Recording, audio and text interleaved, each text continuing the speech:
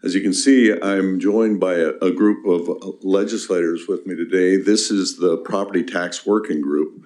I think we have most all of them. So welcome to them. We had a total of 10 legislators participated in this working group, and we met several times. Legislators were able to offer ideas and put their mark on this bill. There was a great deal, I think, of give and take between my team and the legislators and their ideas, and a number of revisions throughout the process were made to come to the final product. And that's how it should be. I've been involved in this game for a lot of years, and I think this was an example of good process. I'm pleased to announce that we have an agreement, and every single member of this working group is supportive of this proposal and ready to move it forward with their support. We'll be amending Senate Bill 216, that's the vehicle bill that will be used with the product of this work group. That amendment has already been dropped, and you'll find it as Amendment 216A. If you don't mind, I'll walk through a few of the particulars of the bill. It's a relatively short bill, I think 2 pages long.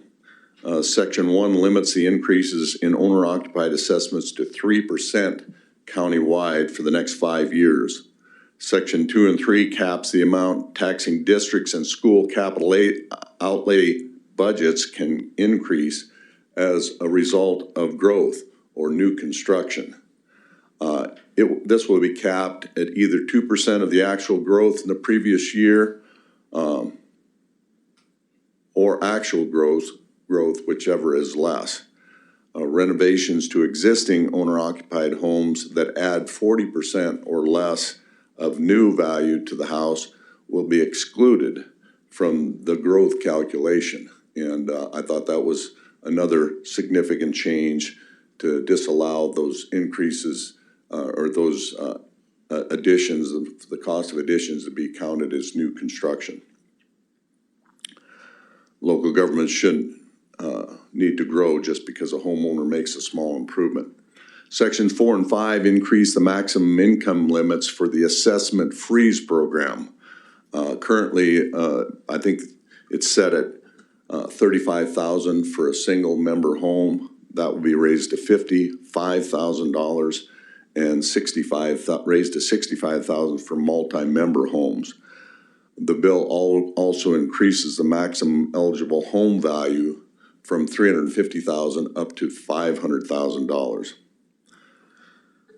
I believe this is the first governor's bill that has been introduced in the last 2 or 3 years, and I'm proud to have this as a governor's bill. And I want to thank all of the legislators who participated in this great discussion. And I want to thank you all for your passion to relieve the tax burden on South Dakota homeowners. And also to say thank you to our legislative leadership for helping put this group together and empowering your caucus members to join it. One more update I would make is I'll be holding a press conference in Sioux Falls with Mayor Tenhaken tomorrow. We'll be joined by several local leaders, including law enforcement and state's attorneys. We'll be making an announcement regarding keeping South Dakota safe, particularly in the Sioux Falls area. More details on that will be forthcoming later today, I believe. And with that, I will turn it over to you for questions. Governor Austin Goss, Dakota Scout. Talking about this property tax proposal that you guys came up with, there's still a lot of different ideas that are floating around from lawmakers individually. Does your administration intend to take a stance against those, or just kind of let the process play out? We'll let the process play out. We talked about that some in our working group with the people behind me, because they had the same question: is this going to be an end-all, be-all? And the answer is no. There are a number of bills being worked on, and we'll consider them individually as they come forward. And quite frankly, I think there are some reasonable proposals in addition to what you see before you today. Police Trubinger, SDPB. Could you talk about the reasons behind some of the sections in the bill? Why particular, like the 5-year or the income requirements for property tax freeze and stuff? Can you talk about the reasons for those? Well, yeah, the reasons for everything is to try and provide a reasonable tamp down and not corrupt the system. What we talked about in our group is the experiences I've had in the past, like with ag taxes, and what we learned from the past. With the property taxes, we're playing the long game, and we noticed that when we had to deal with a situation with ag lands 15 years ago. Probably 25 years ago, they'd put stopgap measures that really corrupted the system. They were effective, like the non-ag Z, the 150% rule. They were very effective at keeping the valuations tamped down in ag land, but it corrupted the system, so we flatlined for a number of years on our assessments until the system was so corrupt it was untenable. And then we had to bite the bullet and deal with it. And it was a huge issue to overcome because in that case, in my county, our valuations on ag land went up 50% overnight. You know, we increased them incrementally, but that was an example of what happens when you take unreasonable steps that corrupt the system. And that's what this gets around. We just cap the increases for 5 years, and then we have the chance to assess what's going on in 5 years from now. But I think the valuations, the housing market is already stabilized, and by keeping a cap on it for the next 5 years, then we can reassess of if we've fallen back into a more reasonable line as far as the share of property taxes that owner occupied pays. Kind of a rambling answer, but. Joe Sneevy, Dakota Scout, does this bill hinge on sales tax increase in any way? How does that play into, are there any shifting going on here? So it does not rely on any kind of an increase in outside taxes. It does represent a shift. And what I've said many times is when you tweak one class of property to another, that represents a shift.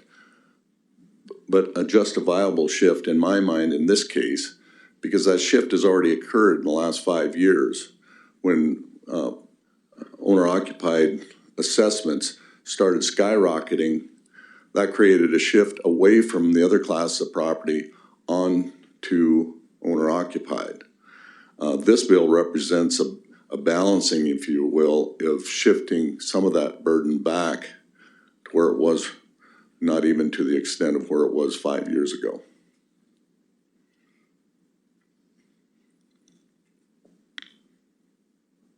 All right, thank you. Yeah, I got it. Blake Trolley, Dakota Territory News. Are there any specific bills that you see, though, as passing in tandem with this bill? As mentioned earlier, there are a lot of proposals that have been thrown at property taxes. Obviously, this is a solution, but are there additional solutions you'd like to see get past the finish line alongside this? Well, it's a fair question, but I'm not prepared to answer it because you always paint yourself in a corner when you do. I've heard some proposals that are out there, and we'll have that are conceptual, and I'm not going to commit to anything until I see something in bill form, but we're going to consider all bills that come forward. Governor John Holt, South Dakota Searchlight. I have two questions, one on property taxes, one on the prison. Which one you want first? We're with property taxes. All right. We heard leadership say we're going to have to ask schools to tighten their budgets and change the way they do business if we're ever going to have property tax reform. Do you agree with that? Do you think that's something that schools need to be thinking about? Well, I'm trying to think what form that would take, and it would be conjecture. I've not heard any legislation particularly dealing with that, and I wouldn't comment until I saw something in writing as far as what that included conceptually. We are going to go to the phones for a couple questions. So anyone on the phones, if you have questions, you can ask them at this time.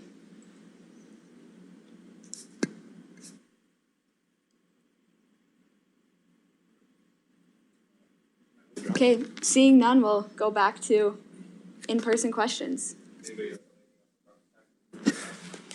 I wanted to ask about the prison. This morning we heard the leadership again say, this morning we heard the leadership say that there is a real possibility they will say no to the funding bill that we saw yesterday move to House Appropriations. What can you tell us about where we're at with the prison and what your priorities are there, what your hopes are there? Well, my hopes are we'll get it across the finish line. And I've not heard that they've went to that extent and made statements like that. I hope that's not accurate. It's concerning, though, because this is extremely important. And we have we need to, I guess, do a better job of answering, of talking to legislators. And I know, I hear stuff being said that there's all these unanswered questions.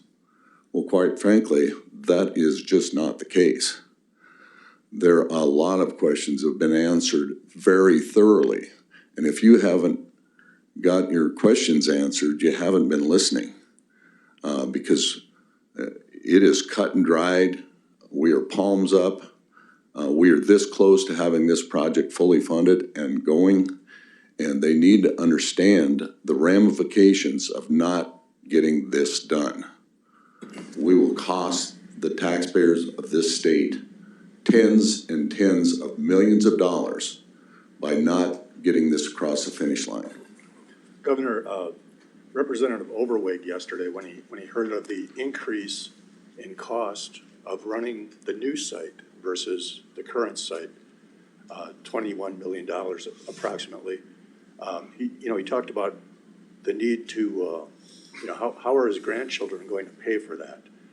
He seemed surprised by it, and as did others on the committee, and frankly, I had not heard that number before. So if you could comment on that. I don't know where he come up with that number, but I'll come up with this number, and then he can answer this. By funding this prison and paying for it up front, like we've done, we've already bought, we've got, what, how many million? 600 million in that fund. By paying cash for this project, we will save his grandchildren $600 million in future additional payments of fees and interest and bonds. That's a real number. That's not a manufactured pie from the sky number. $600 million for his kids, his grandkids, and mine, and yours.